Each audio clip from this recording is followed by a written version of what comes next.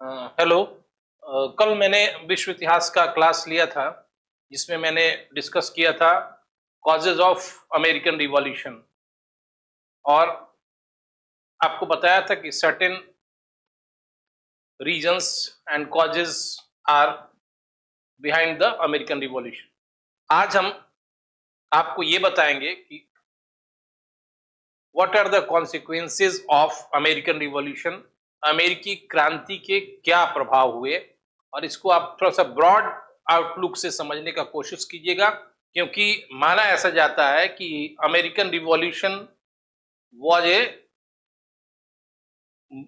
Important event for world politics. अमेरिकी क्रांति जो है वो वैश्विक राजनीति के लिए एक महत्वपूर्ण घटना है और its impact was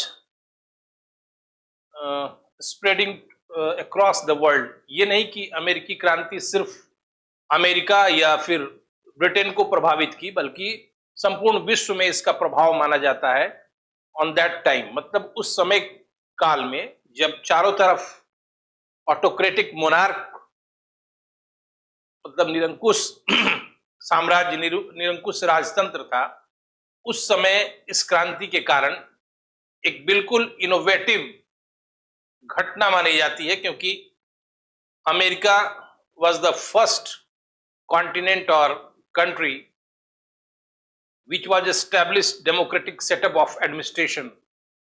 ये अलग बात है कि भारत को मदर ऑफ डेमोक्रेसी कहा जाता है, क्योंकि यहाँ पे 6 BC में वज्जी गणतंत्र को ऐसा पहला रिपब्लिक माना जाता है। लेकिन उस संदर्भ को, उस कॉन्टेक्स्ट को छोड़कर यदि वर्ल्ड हिस्ट्री के लेवल पे बात करेंगे आप, तो समझिए कि अमेरिका जो है पहला ऐसा देश या महादेश है जहां पे प्रजातंत्र की स्थापना हो गई थी उस समय काल में, जब चारों तरफ everywhere autocratic monarchical system was established. उस समय निरंकुश राजतंत्र चारों तरफ स्थापित रूप ले चुका था, लेकिन अमेरिकी क्रांति ने एक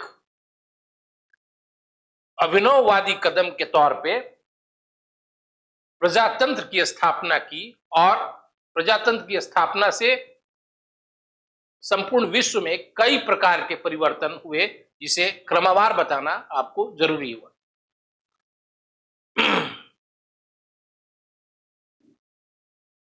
सबसे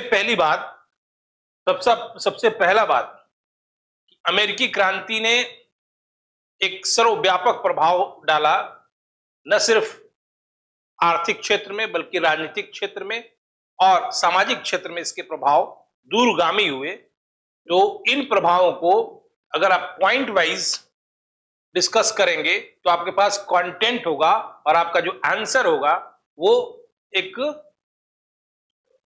एक्सेलेंट आंसर के तौर पर आप उसको गिन सकते हैं। तो मैं इसको पॉइंट को मैं लिख दे रहा हूं, क्या क्या हुआ उस पॉइंट्स को मैं डिस्कस करूंगा आपसे और आपको बताऊंगा कि उस पॉइंट्स में क्या क्या लिखना है आपको। लेकिन सबसे पहला आप जानिए कि अमेरिकी क्रांति के कारण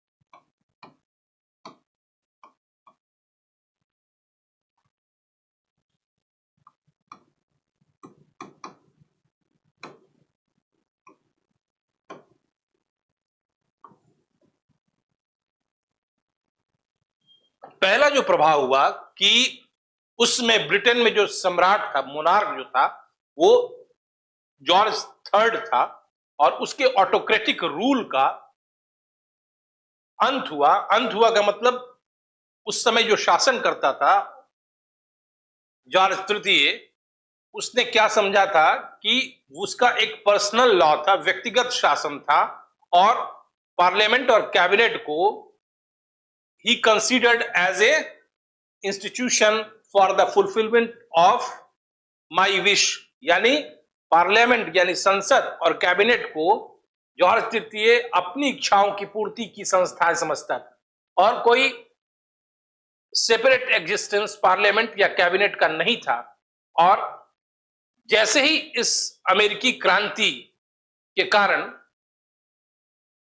अमेरिका में प्रजातंत्र की स्थापना हुई, उसके साथ ही ब्रिटेन में जो ट्रेडिशनल एडमिनिस्ट्रेटिव सिस्टम था उसमें चेंज आया और जॉर्ज तृतीय का जो ऑटोक्रेटिक रूल था वो कमजोर हुआ और उसके बदले ब्रिटेन में कैबिनेट सिस्टम और पार्टी रूल स्थापित हुआ, यानी मंत्रिमंडलीय व्यवस्था और दलीय व्यवस्था ब्रिटेन में कायम हुई। एक बहुत बड़ा मेजर चेंज था। नहीं तो अभी तक पार्लियामेंट और कैबिनेट को जॉर्ज तृतीय जो था यूज करता था, वो अपने इच्छाओं की पूर्ति की संस्थाएं मानता था, लेकिन अब वो स्थिति नहीं रही और जॉर्ज थर्ड की ऑटोक्रेटिक मेंटालिटी का अंत हो गया। पहला पॉइंट ये लिखेंगे,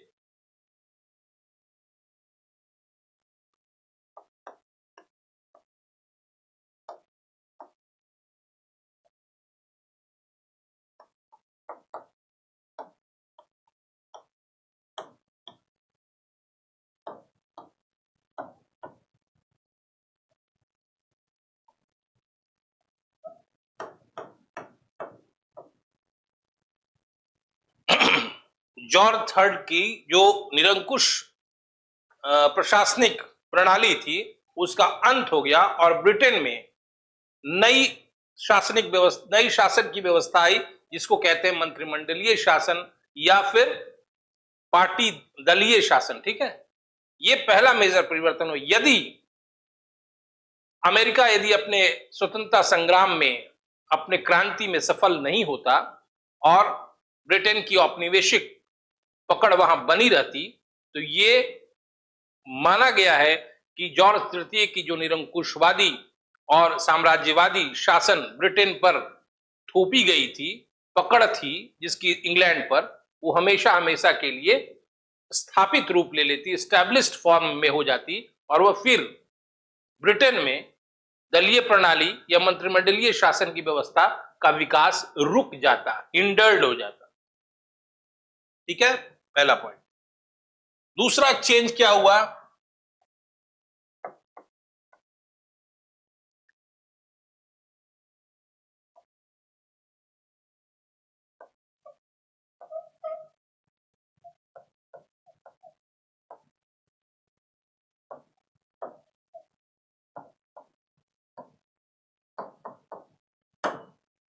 सर्च ऑफ न्यू कॉलोनीज। जैसे ही अमेरिका के 13 उपनिवेश स्वतंत्र हो गए,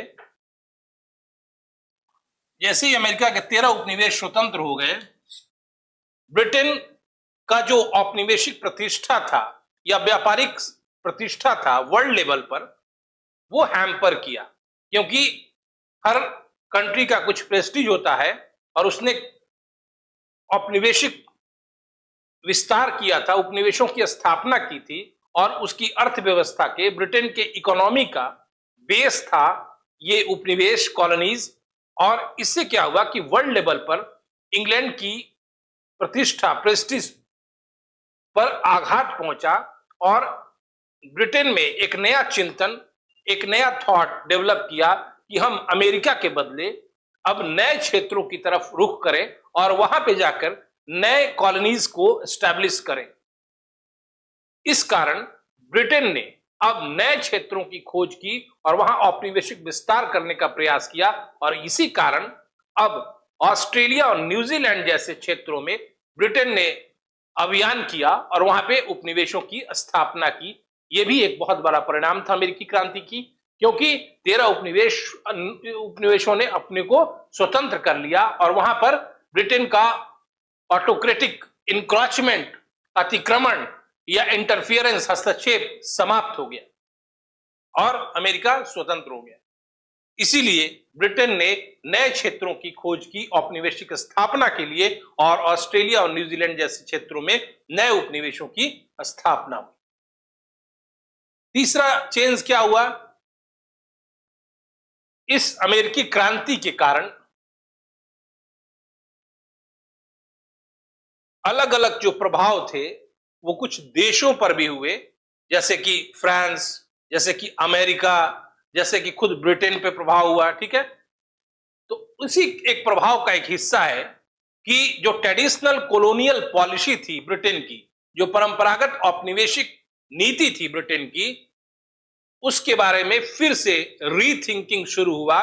रीथिंकिंग का मतलब पुनर्विचार शुरू हुआ, और England was fully educated after the revolution of America that colonies, the people of colonies were never sacrificed their interest on the behalf of Britain. ऐसा ब्रिटेन को सीख मिला कि उपनिवेश के लोग कभी भी अपने हितों का बलिदान ब्रिटेन के लिए नहीं देंगे, चाहे वो लाख अभियान करे, लाख कानून पास करे, लेकिन उपनिवेश के लोग एक सीमा के बाद, एक सम लिमिटेशन के बाद अपने हितों का बलिदान नहीं कर सकते।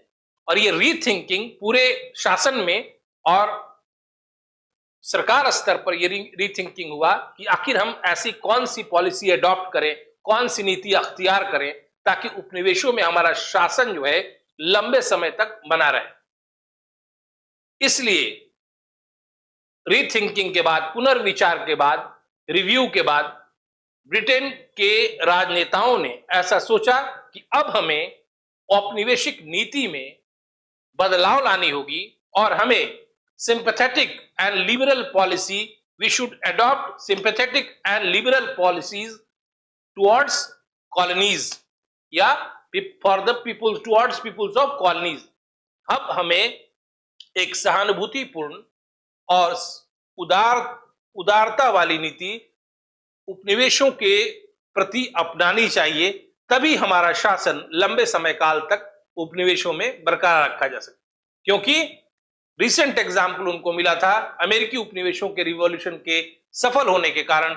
इसलिए ब्रिटेन ने अब उपनिवेशों के संबंध में अपनी परंपरागत नीति में बदलाव लाया और एक नई नीति को अडॉप्ट किया जो उपनिवेशों के प्रति सहानुभूतिपूर्ण और उदारता से भरी हुई नीति थी। लेकिन उतनी उदारता नहीं, क्योंकि अभी भी कंट्रोल ब्रिटेन का ही होता था उपनिवेशों पर, नए उपनिवेशों पर। ठीक है, ये तीसरा पॉइंट है जिसमें मैंने बताया आपको कि परंपरागत औपनिवेशिक नीतियों में परिवर्तन।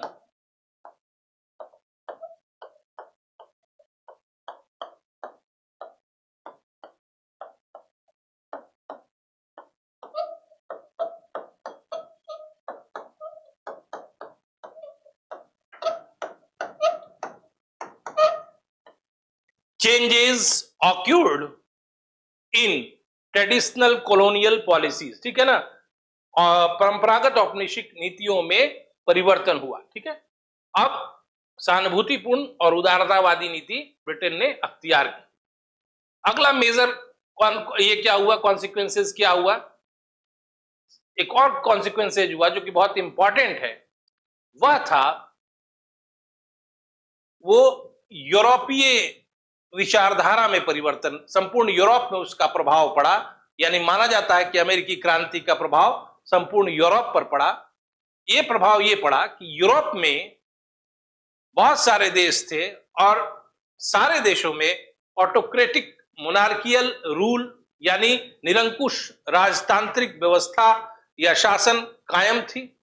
जैसे ही अमेरिका में रिवॉल्यूशन हुआ, अमेरिकी क्रांति को सफलता मिली और वहां पे democratic setup of government establish किया, शासन की प्रजातांत्रिक व्यवस्था वहां स्थापित हुई, तो यूरोप के कई देशों में एक विचारधारा उत्पन्न हुई कि हमारा भी व्यवस्था, हमारा भी सिस्टम उसी की तरह डेमोक्रेटिक सेटअप वाली क्यों नहीं हो, और इसके तरफ लोगों का चिंतन शुरू हो गया, थॉट प्रोसेसिंग हो गया कि लोगों ने प्रजातांत्रिक व्यवस्था को अपने देश में अंगीकार करने के लिए उत्सुकता दिखाई विचारधारा के स्तर पर। ऐसा नहीं कि कोई तुरंत पहल हो गया हो, लेकिन यूरोप में डेमोक्रेटिक सेटअप को एडॉप्ट करने के लिए एक,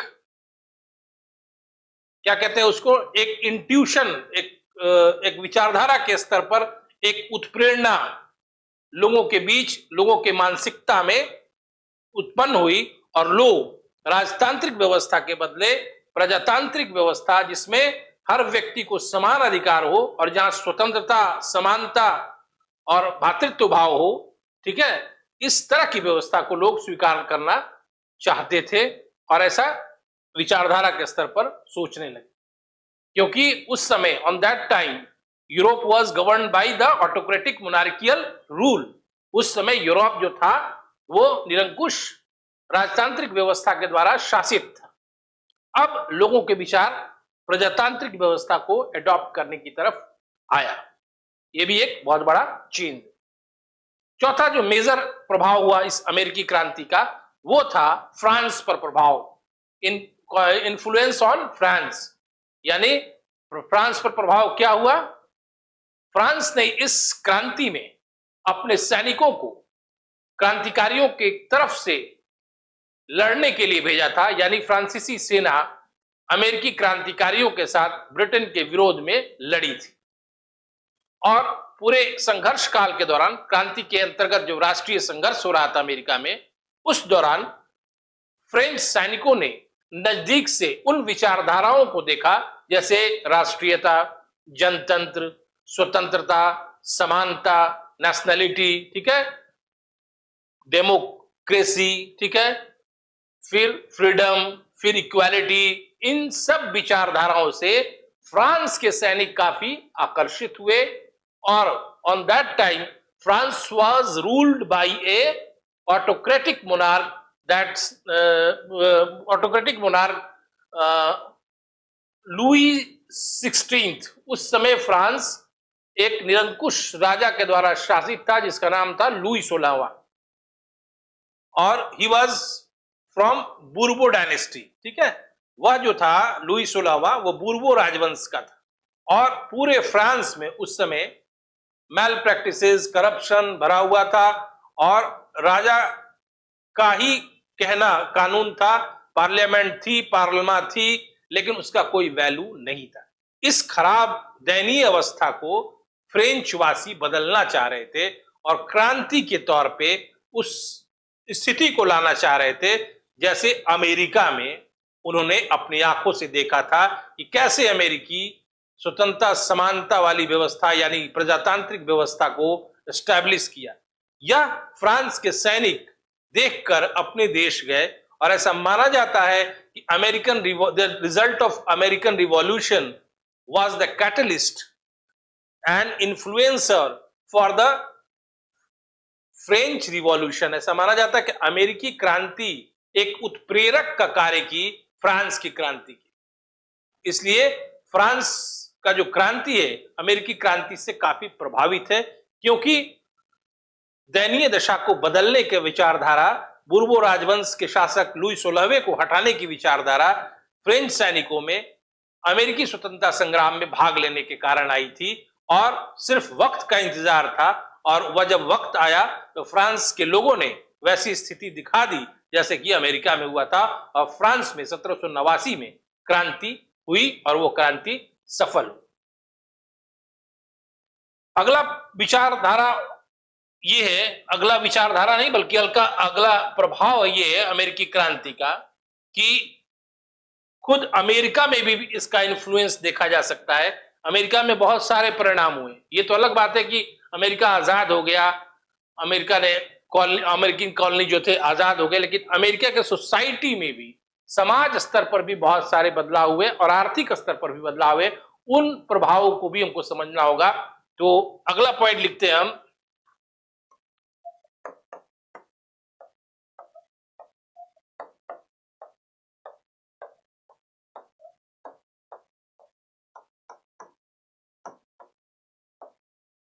अमेरिका पर प्रभाव को अगर आप समझेंगे तो इसको सामाजिक दृष्टि से देखना पहला जरूरी है। अमेरिका का राजनीतिक दृष्टि से तो आपको पता भी है और मैं इसे फिर से रिपीट कर देता हूं। राजनीतिक स्तर पर 13 उपनिवेश जो थे स्वतंत्र हो गए ब्रिटिश चंगुल से, ब्रिटिश परतंत्रता से, और 13 मिलकर एक संघ बनाए, the 13 colonies were united and made एक फेडरेशन। 13 उपनिवेश जो थे एक हो गए और उन्होंने एक संघ बनाया। और इस संघ ने क्या किया कि एक और उपाय किया कि मताधिकार जो फ्रेंचाइज होता है उसको भी उन्होंने दिया। लेकिन initially there was limited franchise, प्रारंभ में मताधिकार सीमित था, लेकिन फिर तुरंत बाद ही मताधिकार संबंधी जो रिस्ट्रिक्शंस थे, प्रतिबंध थे, जैसे संपत्ति संबंधी योग्यता, ठीक है, इन सब चीजों को हटाया गया और फिर पूरे अमेरिकी कॉलोनी के हर व्यक्ति को मत का अधिकार प्राप्त हो गया। यानी सही मायने में कुछ ही समय के बाद अमेरिका में प्रजातांत्रिक व्यवस्था वाली व्यवस्था स्थापित हो गई। ठीक है, तो अमेरिका 13 उपनिवेशों ने एक संघ बनाया और मताधिकार दिया। और शुरू में मताधिकार सीमित था, लेकिन तुरंत जल्दी ही संपत्ति और योग्यता संबंधी जो भी थी रिस्ट्रिक्शन, प्रतिबंध थे, उसको समाप्त करके हर व्यक्ति को मत का अधिकार दिया गया। यह राजनीतिक परिवर्तन अमेरिका में हुआ। दूसरा सामाजिक परिवर्तन जो काफी व्यापक था, दूसरा सामाजिक परिवर्तन यह हुआ कि अमेरिकी क्रांति में महिलाओं ने भी पुरुषों के समान हिस्सा लिया था, पार्टिसिपेट किया था। और इस पार्टिसिपेशन का अवार्ड का मिला क्रांति के बाद कि क्रांति से पहले जेंट्स की अपेक्षा लेडीज को, यानी पुरुषों की अपेक्षा महिलाओं को प्रॉपर्टी के राइट में कम हिस्सा होता था या उतना वैल्यूएबल हिस्सा नहीं था।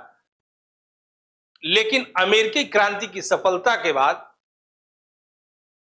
अमेरिका में उत्तराधिकार नियमों में, संपत्ति संबंधी उत्तराधिकार नियमों में परिवर्तन लाया गया। मतलब there was change in succession law और पुरुषों के समान महिलाओं को भी संपत्ति का समान उत्तराधिकारी बनाया गया।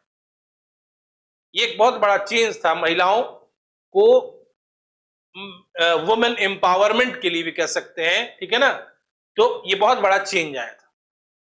दूसरा परिवर्तन हुआ समाज में कि करीब 80-90 सालों से अमेरिकी समाज में there was a inhuman practice prevailing in American society from 80-90 years, ठीक है, और that is called human slavery, इसको दास प्रथा भी कहते हैं, ठीक है ना।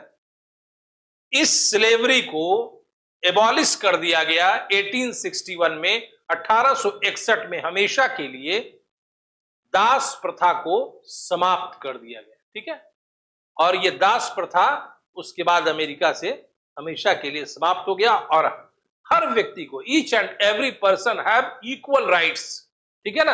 अब हर व्यक्ति को समान अधिकार प्राप्त हो। तीसरा अमेरिका में क्या फायदा हुआ, इकोनॉमिकली आप भी देख सकते हैं उसको। युद्ध काल में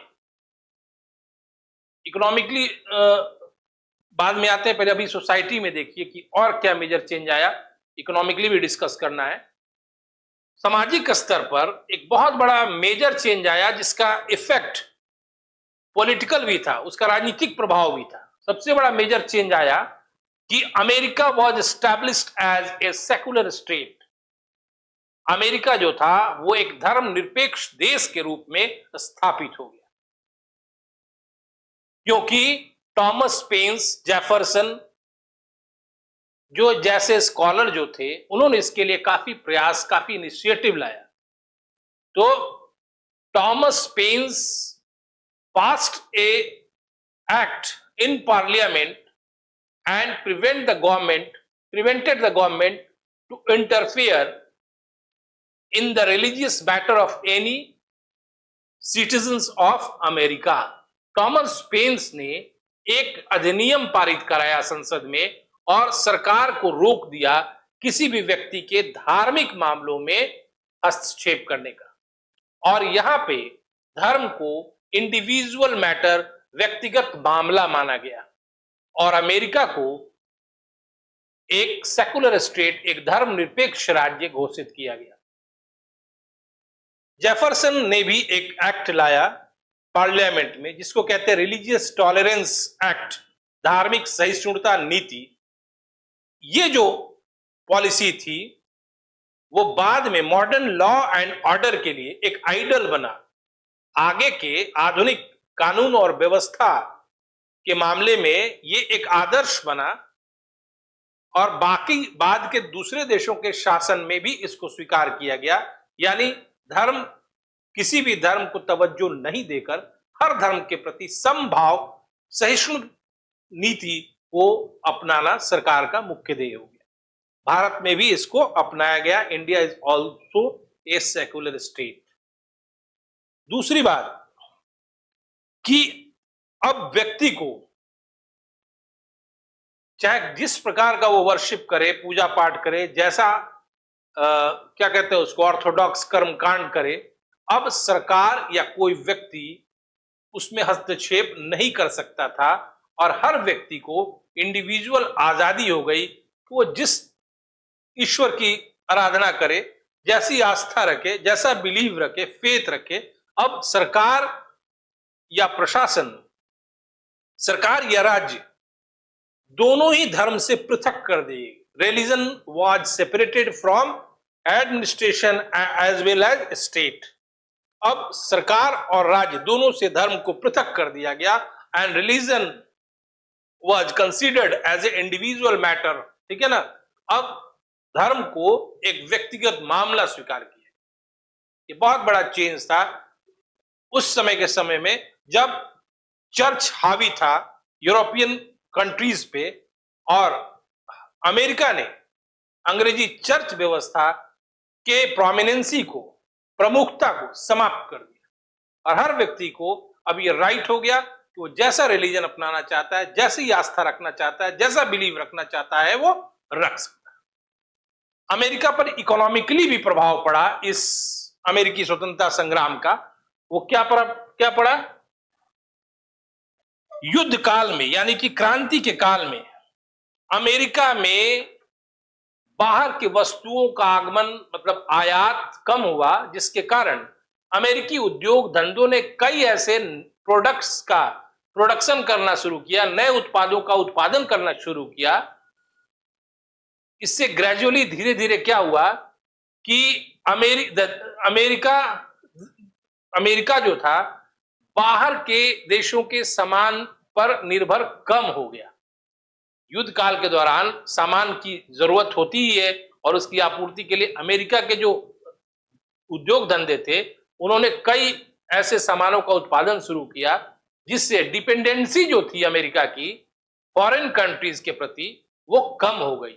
और जैसे ही अमेरिका स्वतंत्र हुआ तो उसके बाद उद्योग धंधे और तीव्रता से रैपिडली ग्रो करने लगे और जल्दी अमेरिका इंडस्ट्रियल प्रोडक्शन में बहुत आगे हो गया। ये एक बहुत बड़ा प्रभाव था कि अमेरिकी स्वतंत्रता संग्राम के दौरान ही मजबूरी में ही विवश होकर वहां के जो भी उद्योगपति थे उन्होंने उत्पादन करना शुरू किया अपने देश की निजी जरूरतों के लिए। लेकिन ये क्रांति की सफलता के बाद कंटिन्यू कर गया और ये जो कंटिन्यू हुआ तो और रैपिडली इसका प्रोडक्शन बढ़ने लगा और इंडस्ट्रियल रूप से अमेरिका क्रांति के बाद सॉलिडारिटी की स्थिति में पहुंच गया, सुदृढ़ता की स्थिति में पहुंच गया और इंडस्ट्री वहां पे ग्रो करने लगी। ये भी इस स्वतंत्रता संग्राम का एक फायदा हुआ। दूसरी बात, एक नया पॉइंट जो आपको बता रहे हैं हम, इस क्रांति का एक और प्रभाव जो कि ब्रिटेन से ही सटे जगह पे हुआ वह था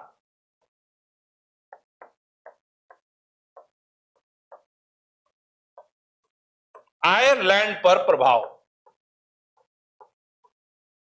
जब अमेरिका में स्वतंत्रता संग्राम हुआ उस समय ही और उसके पहले से जॉन ग्रेटन के नेतृत्व में आयरलैंड में लोग राजनीतिक, संवैधानिक और धार्मिक सुधारों के लिए आंदोलन कर रहे थे और ब्रिटेन जो था उसको सप्रेस किया है, दबाए हुए था। जैसे अमेरिका स्वतंत्रता संग्राम की सफलता आयरलैंड पहुंची और लोगों को लगा कि डेमोक्रेटिक सेटअप ऑफ गवर्नमेंट वहां एस्टैब्लिश कर गया, तो फिर से ये आंदोलन तेज होने लगा और आयरलैंड की स्थिति ऐसी थी तो कहने को वहां पे संसद इंडिपेंडेंट था, पार्लियामेंट वहां थी, लेकिन unfair interference time to time Britain के पार्लियामेंट का या ब्रिटेन का उस पार्लियामेंट में होते रहता था। और रियलिटी ये था कि पॉलिटिकली, कॉन्स्टिट्यूशनली और रिलीजियसली आयरलैंड एक तरह से स्वतंत्र नहीं था और इन्हीं सुधारों के लिए जॉन ग्रेटन के अधीन आयरलैंड वासी आंदोलनरत थे और अमेरिकी उपनिवेशों में अपनी हार के कारण जब ब्रिटेन ने देखा आयरलैंड में भी वही पोजीशन राइज कर रहा है तो ये मजबूर हुए और 1782 में विग दल की सरकार को, विग पार्टी गवर्नमेंट को, आयरलैंड की संसद को यह राइट देना पड़ा कि आप अपना कानून स्वयं बना सकते हैं। Whig party given the right to the parliament of Ireland to make a law for yourself, अपने लिए आप लॉ बना सकते हैं।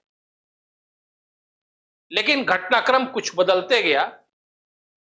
आगे चलकर 1800 ईस्वी में, 1800 ईस्वी में ब्रिटेन की पार्लियामेंट ने एक नया एक्ट पारित किया जिसको कहते हैं union act. After past union act, the parliament of Ireland was merged into British parliament. 1800 ईस्वी का जो यूनियन एक्ट ब्रिटेन ने पारित किया, इसके द्वारा आयरलैंड की संसद को ब्रिटेन की संसद में विलयित कर लिया गया। लेकिन यह प्रभाव भी इंपॉर्टेंट है क्योंकि आयरलैंड में उस समय बहुत तेज आंदोलन अमेरिकी क्रांति की उत्प्रेरणा के फलस्वरूप उभरा हुआ था। उस समय मैंने अमेरिका जो बताया था उसमें एक और चेंज आप बता सकते हैं। चेंज मतलब कि नहीं, सबसे अधिक अमेरिका में जो डिक्रीज्ड हुआ था, मतलब हैम्पर हुआ था क्रांति के द्वारा, वो था एजुकेशन सेक्टर। क्रांति में इतनी उथल पुथल, क्योस थी, अराजकता थी, एनार्की थी कि एजुकेशनल इंस्टीट्यूशन के विकास का मौका नहीं मिला और पढ़ाई लिखाई आम अमेरिकियों की खत्म हो चुकी थी।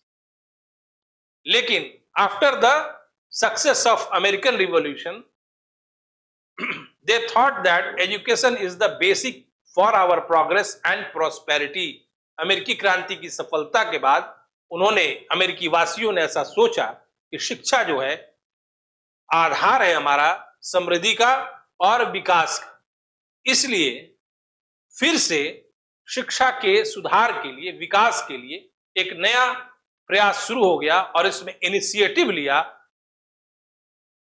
जेफरसन ने।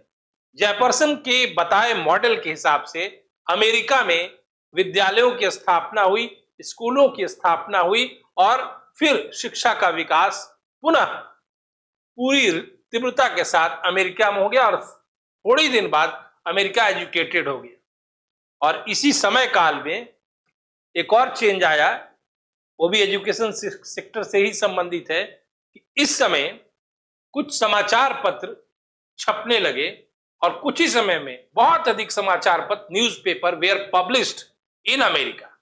और इससे क्या हुआ कि जो अमेरिकी वासी थे उनमें बौद्धिकता यानी इंटेलेक्चुअलिटी और नॉलेज का समावेश हुआ और काफी तीव्रता के साथ पेपरों में पेपर प्रकाशन, अखबारों का प्रकाशन शुरू हो गया। इन सभी कारणों से अमेरिकी क्रांति का प्रभाव सर्वव्यापक माना जाता है क्योंकि ये, इस क्रांति ने न सिर्फ ब्रिटेन या यूरोप को प्रभावित किया या अमेरिका को प्रभावित किया, ऐसा माना जाता है कि इसका प्रभाव संपूर्ण विश्व पर प्रभाव था और it was a very important event for the world history या फॉर द वर्ल्ड हिस्ट्री। ये विश्व के लिए एक बहुत महत्वपूर्ण घटना माना जाता है अमेरिकी क्रांति, क्योंकि इसी ने अन्य क्रांतियों के लिए कैटलिस्ट या उत्प्रेरणा का कार्य भी किया। इसके अलावा इस क्रांति ने कुछ ऐसे सिद्धांत वैश्विक राजनीति में स्थापित किए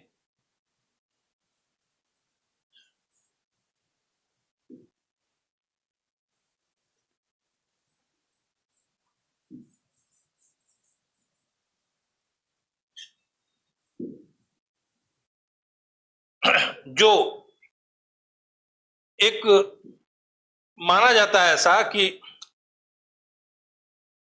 जो प्रक्रिया शुरू हुई थी 18वीं शताब्दी, ये 14वीं 15वीं शताब्दी से, जिसको हमने आपको क्लास में डिस्कस किया था, जैसे कि पुनर्जागरण, प्रबोधन, जो मैंने विचार बताया था कि कैसे यूरोप जो था वो मध्य युग से आधुनिक युग में आया। तो ऐसा माना जाता है, इनडायरेक्टली आप उसका संबंध स्थापित कर सकते हैं, अप्रत्यक्ष तौर पर उसका संबंध बना सकते हैं कि जैसे जो उदारवादी विचारधारा प्रबोधन काल के दौरान, उसके पहले भी आपको देखेंगे, तो अमेरिकी क्रांति ने कुछ ऐसे मूलभूत सिद्धांतों को यूरोप के स्तर पर या विश्व के स्तर पर स्थापित किया जो बहुत ही मायने रखता है वैश्विक वैचारिक विकास का। वर्ल्ड लेवल पे जो आइडियोलॉजिकल डेवलपमेंट होता है, जैसे अमेरिकी क्रांति ने ही सबसे पहले प्रजातांत्रिक व्यवस्था को व्यवहारिक तौर पर स्थापित किया और हर व्यक्ति को इक्वालिटी दिया गया, समानता दिया गया, और हर व्यक्ति को वोटिंग का अधिकार दिया गया, हर व्यक्ति मताधिकार दे सकता था। फिर क्रांति के दौरान कई स्ट्रक्चरल कार्य भी किए गए, जैसे मैंने एग्जाम्पल आपको दिया था कि कैसे छोटे छोटे उद्योग धंधों ने क्रांति के समय में सामानों की आपूर्ति के लिए अपने आप को बरकरार रखा, अपने उत्पादन को चालू रखा, और फिर बाद में उसी से डेवलपमेंट हुआ। तो अमेरिकी क्रांति का प्रभाव, जैसे पॉइंट्स में मैंने बताया, उस प्रभाव के अलावा भी अगर आप चाहें लिखना तो ये आप बात लिख सकते हैं कि अमेरिकी क्रांति के प्रभाव जो थे वो सर्वव्यापक थे, और इसका प्रभाव सिर्फ राजनीतिक दृष्टि से ही नहीं था कि अमेरिका में अंग्रेजों का शासन समाप्त हो गया और अमेरिकी उपनिवेश अपने शासन को स्थापित कर ली, ऐसा नहीं है। बल्कि लिखना क्या है, अमेरिकी क्रांति का जो प्रभाव था सर्वव्यापक था, ठीक है, और इसका प्रभाव न केवल राजनीतिक क्षेत्र में हुआ बल्कि सामाजिक, आर्थिक, ठीक है, और सांस्कृतिक क्षेत्र में भी अमेरिकी क्रांति ने प्रभाव डाला। और इसके साथ साथ अमेरिकी क्रांति ने आगे की वैश्विक घटनाओं के लिए एक उत्प्रेरणा का कार्य किया, एक कैटलिस्ट का कार्य किया, और इसी कारण से अमेरिकी क्रांति को इतना महत्व या वैल्यू दिया जाता है। Thank you.